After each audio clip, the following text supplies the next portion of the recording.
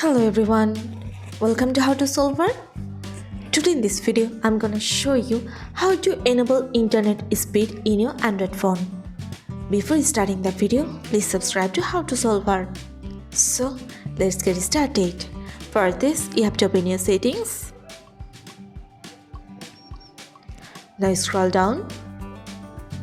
Now go to display and brightness. Scroll down. Go to status bar. If you want to enable internet speed in your Android phone, you have to turn on the button of show real-time network speed. That's it.